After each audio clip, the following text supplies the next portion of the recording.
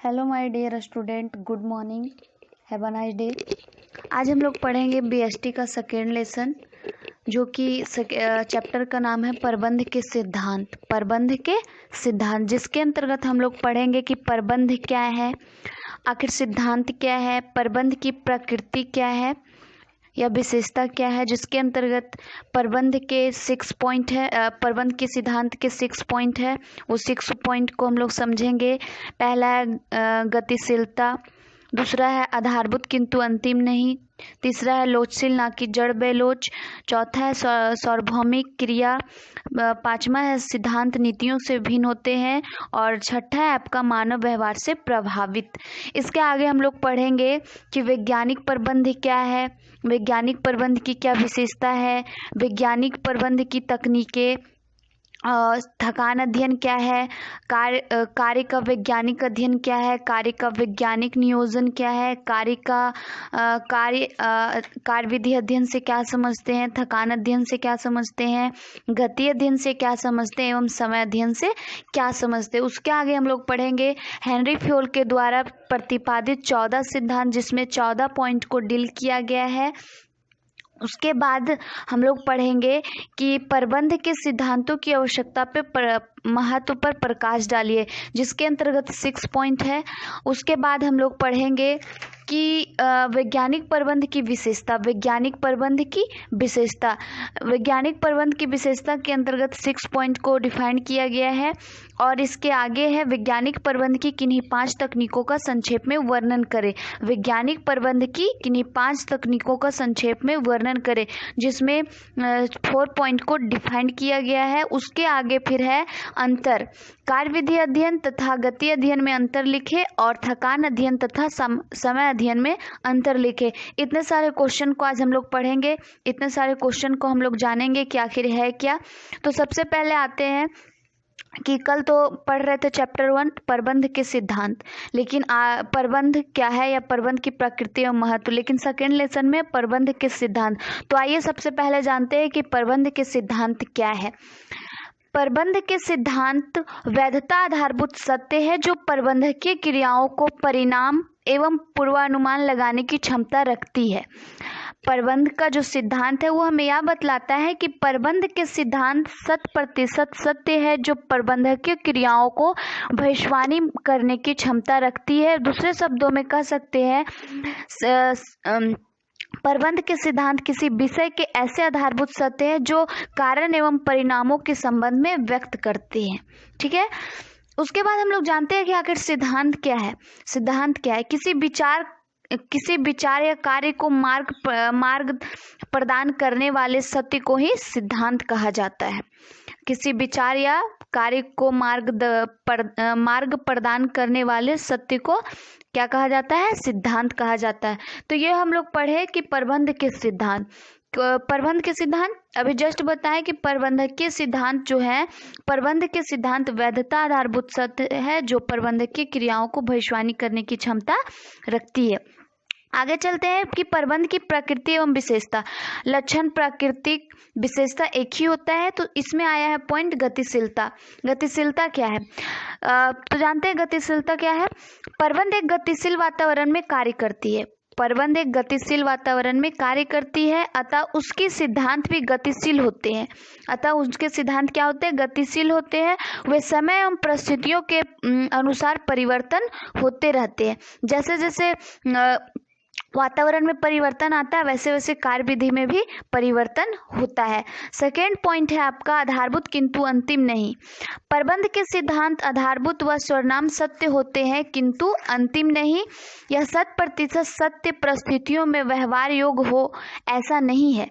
ये कार्यों के व्यवहारों एवं विचारों के मार्गदर्शन मात्र होते हैं, ना कि इनके लिए निर्णय या कानून। ये क्या होते हैं कि इसके लिए ना कोई निर्णय होता है, ना ही कोई कानून होता है। ये 100% परिस्थितियों के अनुसार व्यवहार करता है।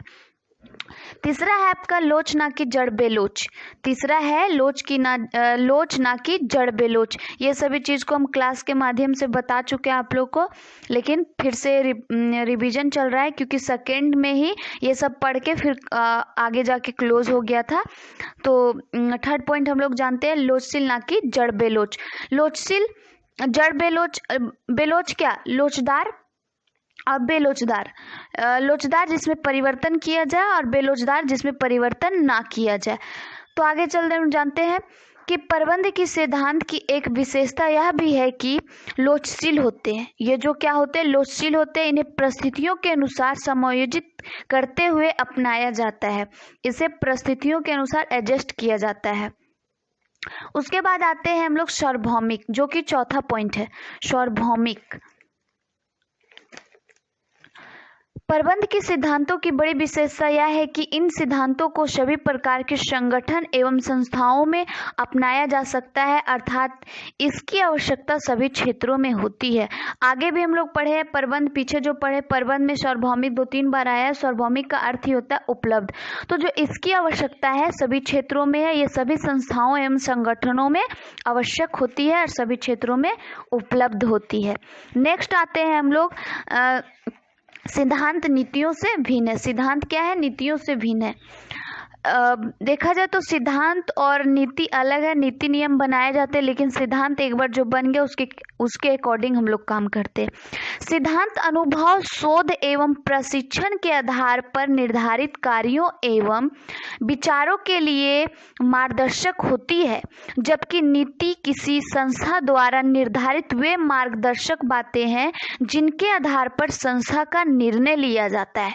एक बार फिर से सुनिए, सिद्धांत अनुभव, शोध एवं प्रशिक्षण के आधार पर निर्धारित कार्यों एवं विचारों के लिए मार्गदर्शन होती है, जबकि नीतियों किसी संस्था द्वारा निर्धारित वे मार्गदर्शक बातें हैं जिनके आधार पर संस्था का निर्णय लिया जाता है।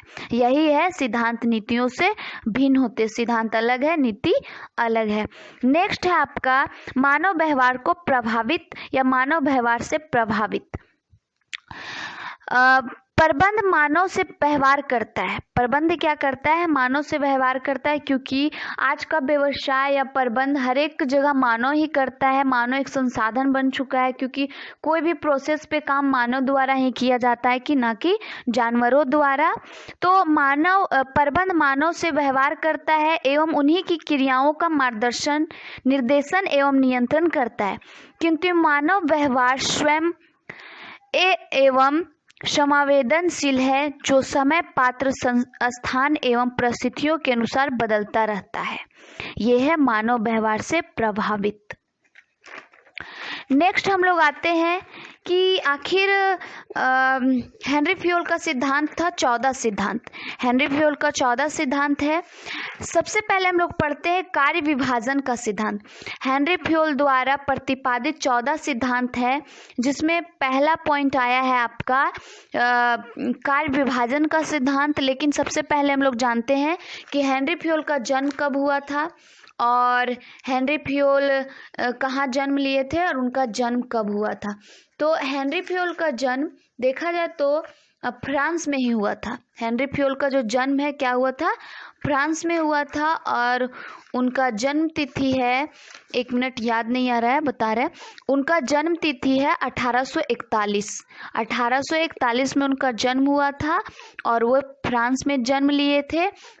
और हेनरी फ्योल द्वारा 14 सिद्धांत को प्रतिपादित किया गया है, जिसमें हर एक, जब एक कर्मचारी किसी संस्था में काम करता है तो उस पर क्या उत्तरदायित्व होनी चाहिए या उसका क्या अधिकार होनी चाहिए, इन सभी बातों को इस 14 सिद्धांत के माध्यम से बतलाया गया है। तो सबसे पहले हम लोग जानते हैं कि कार्य विभाजन का सिद्धांत क्या है। कार्य विभाजन का सिद्धांत क्या है? कार्य का अर्थ होता है काम, कार्य का अर्थ होता है काम, विभाजन का अर्थ होता है बांटना, और सिद्धांत जो एक तरह से निर्धारित कर दिया गया हो।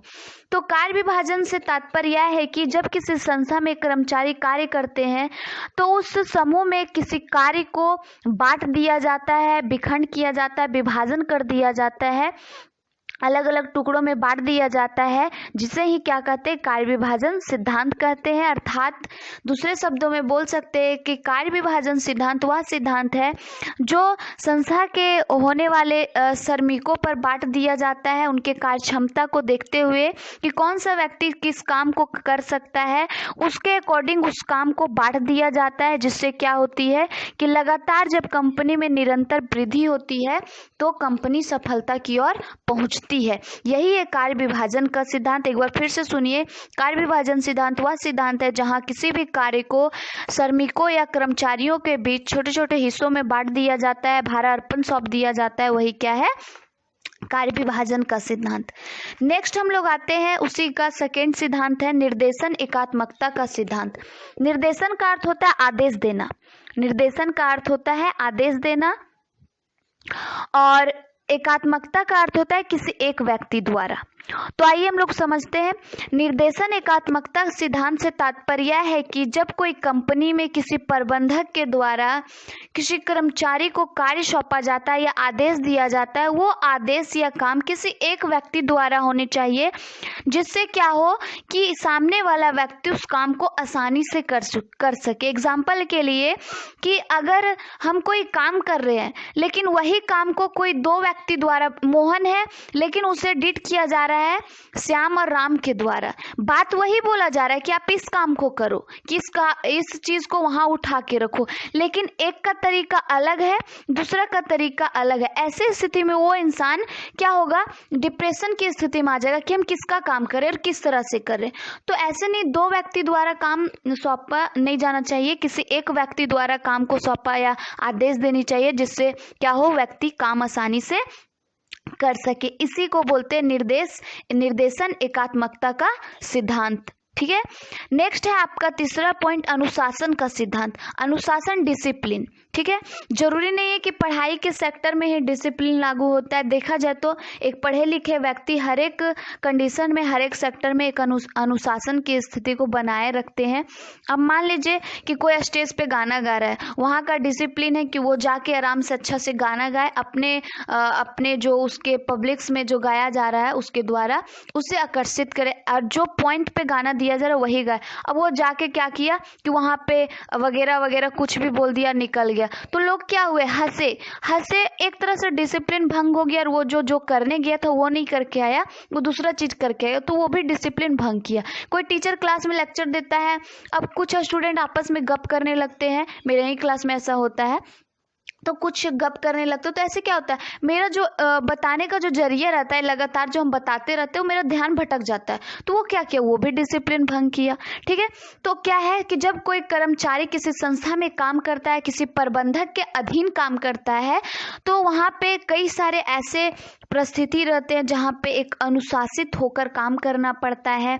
अनुशासन में ये भी हमें बतलाता है कि किसी भी काम को समय पे पूरा कर देना, वो भी अनुशासन है। अपने द्वारा अच्छे तरह से काम करना, पूरा उस काम को समय के अकॉर्डिंग पूरा कर देना, वो भी अनुशासन बतलाता है। तो अनुशासन का सिद्धांत से तात्पर्य है कि दिए गए कर्मचारियों के द्वारा जो कार्य सौंपा जाता है, उस कार्य को अनुशासित रूपी रहकर कार्य को पूरा करना ही क्या कहलाता है, अनुशासन का सिद्धांत कहलाता है। ठीक है, यही है अनुशासन का सिद्धांत। नेक्स्ट पॉइंट आता है अधिकार एवं उत्तरदायित्व का सिद्धांत। अधिकार एवं उत्तरदायित्व का सिद्धांत से तात्पर्य है कि जब कोई कंपनी में कोई कर्मचारी काम करता है, तो वो क्या होता है कि जब वहाँ लगातार एवं निरंतर वो व्यक्ति वहाँ पे काम करता है, तो एक प्रबंधक पे उसका भरोसा हो जाता है, प्रबंधक व्यक्ति कर्मचारी पे भरोसा करने लगता है। तो ऐसे सारे बहुत सारे वर्क रहते हैं कंपनी में जो कर्मचारियों पर सौंप दिया जाता है। तो ऐसा नहीं है कि प्रबंधक बिना भरोसे किए उसे सौंप रहा है, उसे उस कंपनी अधिकार क्या, एक मेरा हक होना चाहिए।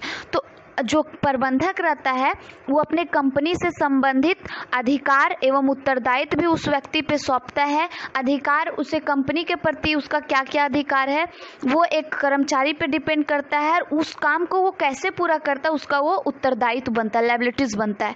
ठीक है, तो जैसे कि कभी कभी क्या हो गया कि प्रबंधक ऑनर, कंपनी का ऑनर लॉकर का चाबी थमा दिया, रजिस्टर चेक करने दे दिया, तो ऐसे क्या लगता है, एक अच्छा सा फीलिंग आता है कि नहीं अगला मेरे पे भरोसा करता है, कितना अच्छा हमें काम सौंपा है। तो साथ साथ क्या होता है, कर्मचारी के मनोबल में वृद्धि आती है, मस्तिष्क में वृद्धि आती है, उनके मनोबल जो प्रेरित किया जाता है। ठीक है, तो यही है अधिकार एवं उत्तरदायित्व का सिद्धांत कि जब कोई व्यक्ति किसी कंपनी में काम करता है तो कर्मचारी द्वारा कभी कभी क्या करना चाहिए, प्रबंधक द्वारा कभी कभी क्या करनी चाहिए कि कर्मचारी को कार्य का भार सौंप देनी चाहिए, और कर्मचारी का फर्ज बनता है वो उस काम को अपना उत्तरदायित्व समझकर, लायबिलिटी समझकर उस काम को पूरा करे। नेक्स्ट है आदेश एकात्मकता का सिद्धांत। आगे हम लोग पढ़े निर्देशन। निर्देशन का अर्थ भी आदेश होता है। ठीक है, तो वो निर्देशन क्या, किसी व्यक्ति द्वारा बताया जा रहा है आप इस काम को ऐसे कीजिए ऐसे कीजिए, तो वो दो व्यक्ति द्वारा नहीं होना चाहिए, जिसे हम बोल सकते हैं निर्देश एकात्मकता का सिद्धांत। अब आता है आदेश एकात्मकता का सिद्धांत। आदेश एकात्मकता का सिद्धांत होता है कि जब कोई कंपनी में कोई व्यक्ति विशेष परस्पर पे काम कर रहा हो तो वो क्या होता है, वहाँ पे दो व्यक्ति के द्वारा दो आदेश नहीं देनी चाहिए, या फिर दो ही एक ही बात पे भिन्न आदेश नहीं देना चाहिए। ऐसे व्यक्ति का जो माइंड रहता है वो डिप्रेशन की स्थिति में आ जाता है, या फिर वो ज़्यादा सोचने की स्थिति में आ जाता है, समय ले लेता है थोड़ा कि नहीं किस काम को कैसे करे।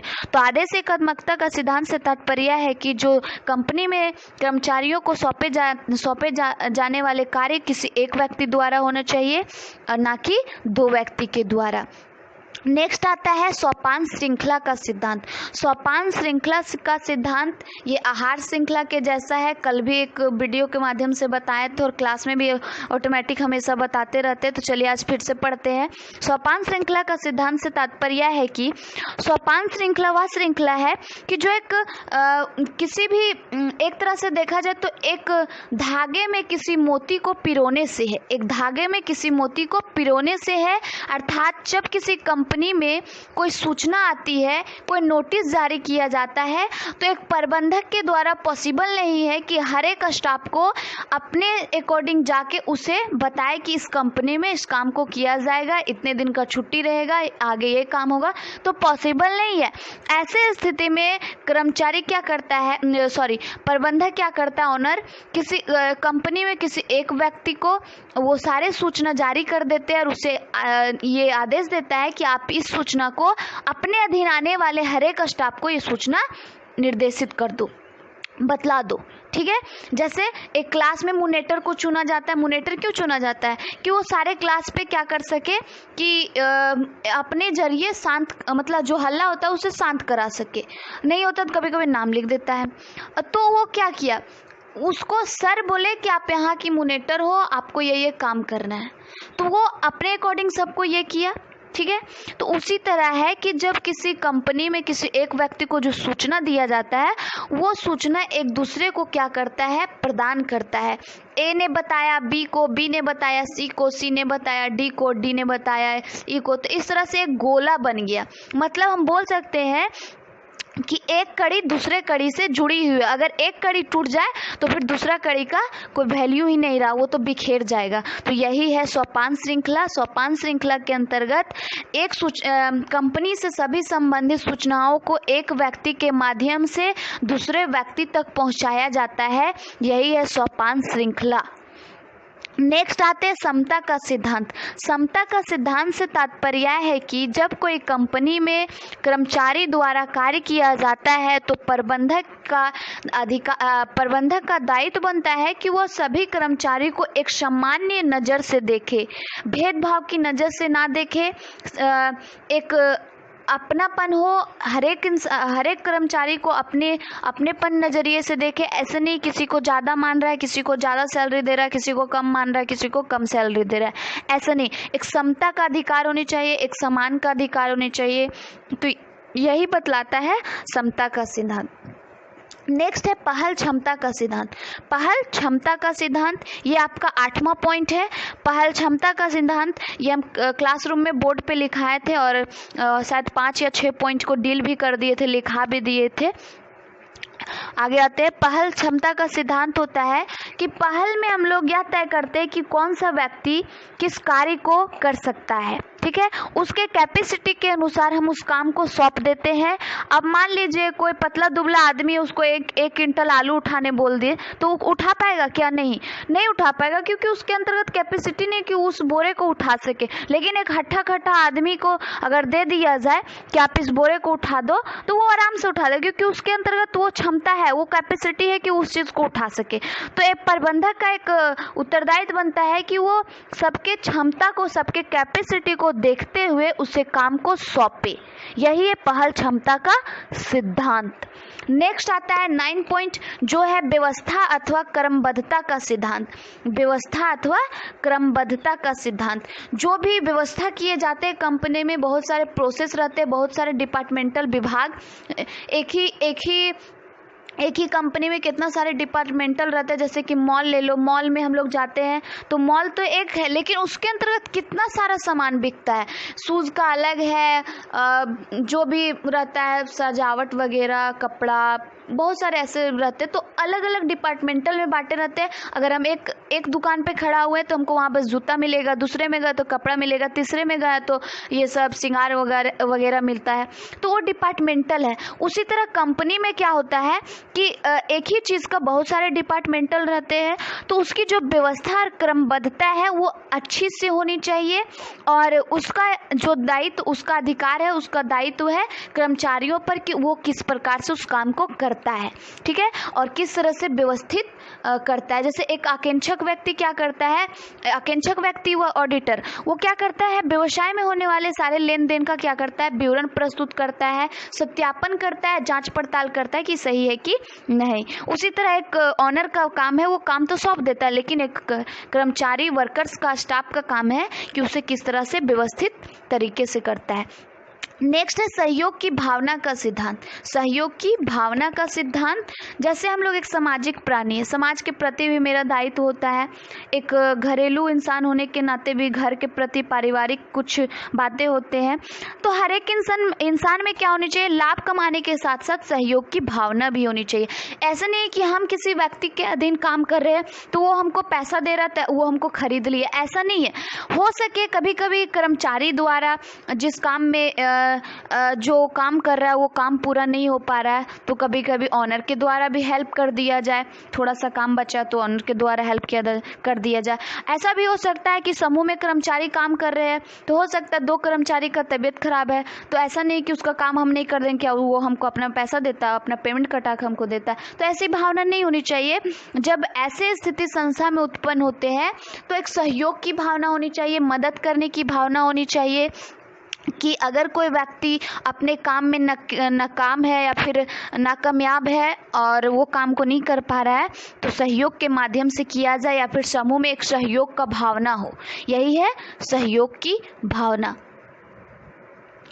उसके बाद हम लोग पढ़ते हैं कि उसके आगे पॉइंट में है कर्मचारियों के कार्यकाल में स्थायित्व। कर्मचारियों के कार्यकाल में स्थायित्व। कर्मचारियों के कार्यकाल में स्थायित्व से तात्पर्य है कि जो कर्मचारी कार्य करते हैं उसके कार्य जो हो स्थायित्व हो। ऐसा नहीं है कि एग्जाम्पल के लिए लीजिए कि एक गोदाम है और उसका दुकान है 1 किलोमीटर दूरी पे, कोई कस्टमर आया, वहाँ पे आलू नहीं था, तो वो बोला कि जाइए गोदाम से निकाल के ले आइए। गोदाम 1 किलोमीटर की दूरी पे, वो जब तक जाएगा तब तक आएगा, तो क्या होगा, लेट होगा। हो सकता है जो आदमी लेने आया उसको थोड़ा जल्दी में काम था, तो हो सकता है वो पेशेंस नहीं रहा, वो कहीं और चला गया, तो ऐसे लॉस हो जाता है। तो जो कर्मचारी काम करते हैं उसके कार्यों में स्थायित्व होना चाहिए। जो जहाँ से वो सामान ला रहे हैं, भेज रहे हैं, वो जगह पास में होनी चाहिए, जिससे कर्मचारियों को परेशानी ना हो और प्रबंधक को भी आसानी हो कार्य करवाने में। तो यही है कर्मचारियों के कार्यकाल में स्थायित्व। जो व्यक्ति काम कर रहे हैं उसका काम जो है आसपास में ही हो। नेक्स्ट है आपका कर्मचारियों की पारिश्रमिक का सिद्धांत। कर्मचारियों की पारिश्रमिक का सिद्धांत हमें यह बतलाता है कि जो कर्मचारी पारिश्रमिक क्या, जो हम काम के बदले हमें वेतन या मंथली जो प्राप्त होती है वही है पारिश्रमिक। जो हमें कार्य करने के उपरांत प्राप्त होती है वो पारिश्रमिक कहलाता है। जब कोई कर्मचारी किसी संस्था में काम करता है तो उसका वेतन बनता है, सैलरी बनता है, तो वो सैलरी समय समय पर दिया जाए, समय समय पर उसे थमाया जाए ताकि जो कर्मचारी है समय के अनुसार काम कर सके।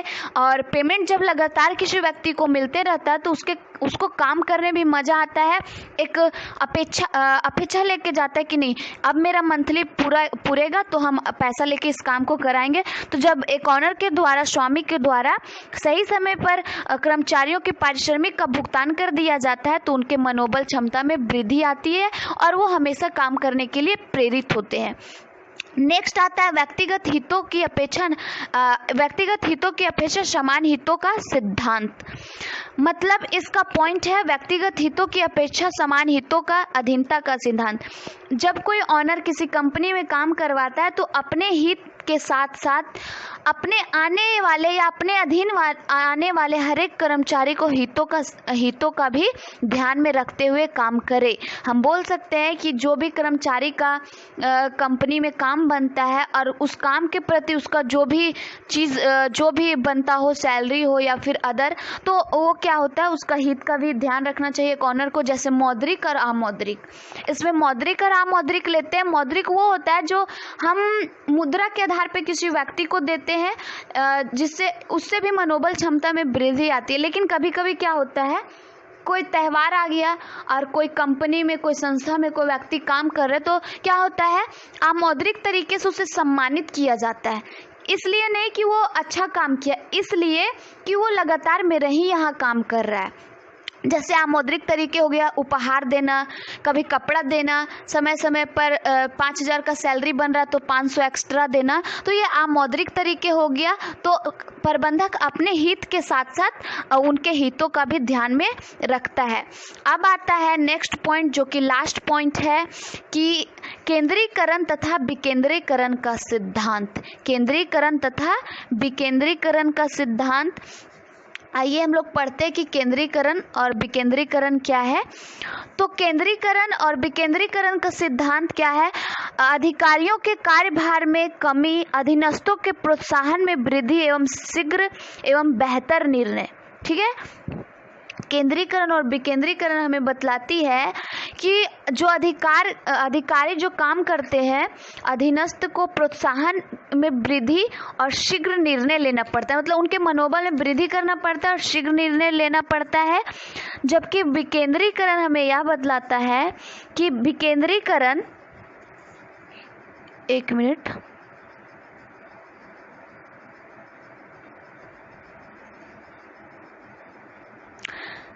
विकेंद्रीकरण अथवा विसर्जन किया गया है।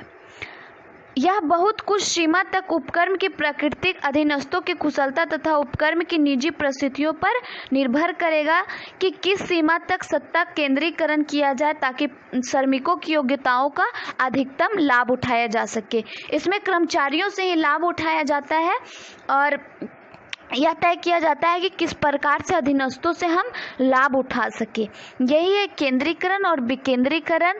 केंद्रीकरण और विकेंद्रीकरण क्या होता है? सत्ता का प्रभाव नीचे से ऊपर की जाता है और एक ऊपर से नीचे की ओर जाता है। विकेंद्रीकरण से अधीनस्थों के कार्यभार में जो आवश्यक वृद्धि होती है। पूर्ण केंद्रीकरण से अधिकारों के द्वारा उतावले निर्णय एवं पूर्ण विकेंद्रीकरण में अधीनस्थों द्वारा कमजोर निर्णय लेना। विकेंद्रीकरण में कोई भी व्यक्ति, इसमें कर्मचारी द्वारा कमजोर निर्णय को लिया जाता है और केंद्रीकरण में कोई भी कर्मचारी द्वारा शीघ्र निर्णय लेते हुए कार्य में प्रोत्साहन बढ़ाती है, वृद्धि होती है। यही है केंद्रीकरण एवं विकेंद्रीकरण। ये हेनरी फ्यूल द्वारा प्रतिपादित 14 सिद्धांत को हम क्लियर कर चुके हैं। आगे हम लोग पढ़ेंगे कि वैज्ञानिक प्रबंध क्या है। आगे हम लोग पढ़ेंगे